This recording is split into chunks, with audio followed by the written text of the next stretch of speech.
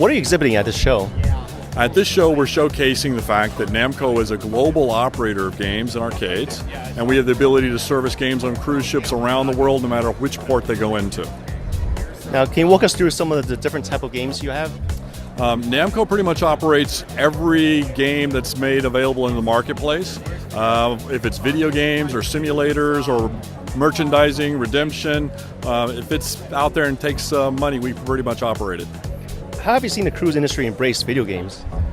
It's actually a growing business for us, and I think cruise lines are out there looking for ways to keep their passengers engaged and keep families engaged, and so we've had a lot of success in having conversations about ways to expand that out more.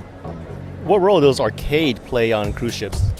I think the first role that everyone thinks we play is a family type business and something to keep the kids occupied, but ironically we actually go a lot beyond that. We have a lot of adults that are coming in, a lot of families that come in and play, and the arcade actually serves as a focal point for the families, for parents with their kids to play and interact with each other, and they become very engaged in the whole passenger experience.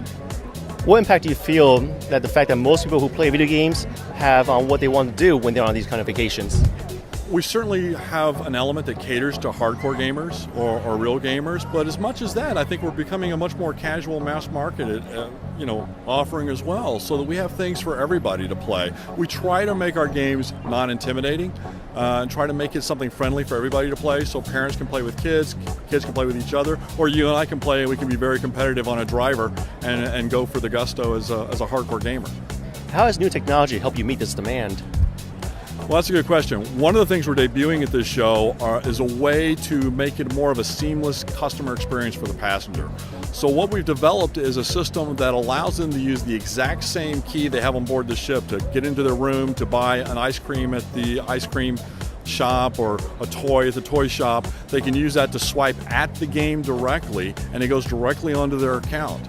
And that also gives us redundancy in transactions so that the cruise line knows exactly every game that's being played, we know every game that's being played, and we can make changes real time with, we need to change these games to a different game. No one's playing this particular game, I need something that's a little bit more attractive to this age group. It gives us a lot more flexibility in how we approach our business.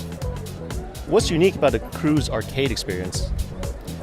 Cruise arcade experience is unique in that I think the passengers are a semi-captive audience, and so you've got to have a wide range of things because they're coming in there more than once during their stay, and so we've got to have something to keep them occupied every time they come in. Secondly, you've got a lot of challenges because when the ship's out at sea, the games are out at sea, and if anything goes wrong, then we can't take care of it until it gets back into port.